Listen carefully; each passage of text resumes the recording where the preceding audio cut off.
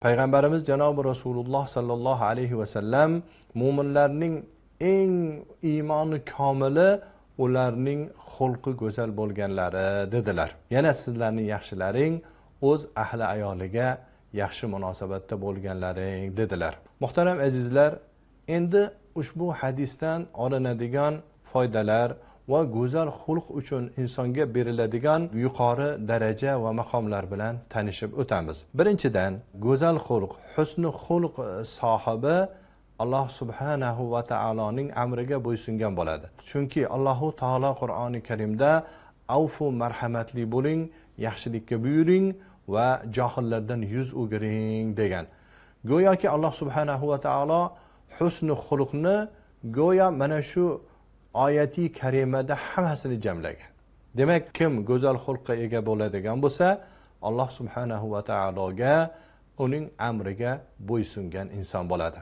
Husni xulqning ikkinchi foydasi, husni xulq sohibi Rasululloh sallallohu alayhi va sallamga ergashgan kishi bo'ladi. Alloh taolo Qur'oni Karimda va innaka la'ala xuluqin azim, Rasululloh sallallohu alayhi va sallamga albatta siz go'zal xulq uzrasiz deb marhamat qildi. Yana Alloh taolo Qur'oni Karimda marhamat qilib aytadiki, albatta sizlar uchun Allohning rasulida go'zal namuna bordir deb marhamat qiladi. Payg'ambarimiz janobi Rasululloh sallallohu alayhi va sallam Abu Zar va Muaz ibn Jabal radhiyallohu anhumolardan rivoyat qilingan hadisda aytadilarki, odamlarga husni xulq ila muomala qilgin deganlar. Demak, husni xulq sohibi mana shu hadisga amal qilish bilan Rasululloh sallallohu alayhi va sallamga itoat qilgan bo'ladi.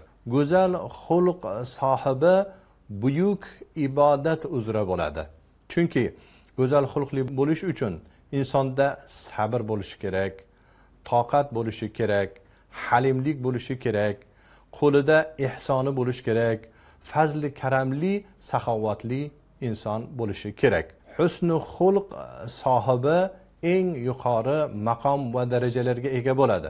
Payg'ambarimiz janobi Rasululloh sallallohu alayhi va sallam muborak hadislarida marhamat qilib aytadilarki, kishi go'zal xulqi bilan kunduzlari roza tutib, tunda ibodat qilguvchining darajasiga yetib boradi deganlar. Demak, kimni go'zal xulqi bo'lsa, kunduzi har kun roza tutib, har tun ibodat qilgan bir solih ibodatli bandaning maqomiga ega bo'ladi. Go'zal xulq sohibi jannatning yuqori darajalariga ega bo'ladi. Chunki payg'ambarimiz janobi Rasululloh sallallohu alayhi va sallam muborak hadislarida marhamat qilib aytadilarki, insonlarni jannatga eng ko'p kiradiganlari Allohga taqvo qilganlari va go'zal xulq sohiblari deganlar. Go'zal xulq sohibi qalblarga ulfat bo'ladi. Ya'niki insonlar u insonni yaxshi ko'radi. Chunki go'zal xulq sohibi o'zining dushmanini do'stga aylantiradi va g'azabni muhabbatga aylantiradi va o'zidan uzoq bo'lgan kimsani o'ziga yaqinlashtiradi. Go'zal xulq sohibining ishlari yengillashadi. Alloh subhanahu va taolo Qur'oni Karimda kim agar Allohdan taqvo qiladigan bo'lsa, uning ishini yengil qilib qo'yadi deb marhamat qiladi. Chunki go'zal xulq sohibida taqvo bo'ladi. Mana shu taqvosi sababli Alloh taolo uni ishlarini, mushkulotlarini osonlashtiradi. Husni xulq sohibi go'zal ta'riflarga ega bo'ladi. Chunki tarixdan ma'lumki, go'zal xulq sohiblarini hamma maqtagan. Go'zal xulq sohibi odamlarning yomonligidan omonda bo'ladi. Chunki go'zal xulq sohibi hech qachon bir kishini obro'siga, uning joniga, uning moliga tajovuz qilmaydi. Shuning uchun buni o'zini joni, obro'yi omonda bo'ladi. Go'zal xulq sohibi qiyomat kunida Nabiy sallallohu alayhi va sallamga eng yaqin inson bo'ladi. Shuning uchun ham Rasululloh sallallohu alayhi va sallam aytadilarki, qiyomat kunida sizlarni menga eng seviklingiz va menga eng yaqin o'tiradiganingiz go'zal xulqlilaringizdir deganlar. Bundan buyuk saodat bormi? Rasululloh sallallohu alayhi vasallam jannatni eng yuqorisida o'tiradilar. U zotga berilgan maqom, daraja boshqa hech kimga berilmaydi.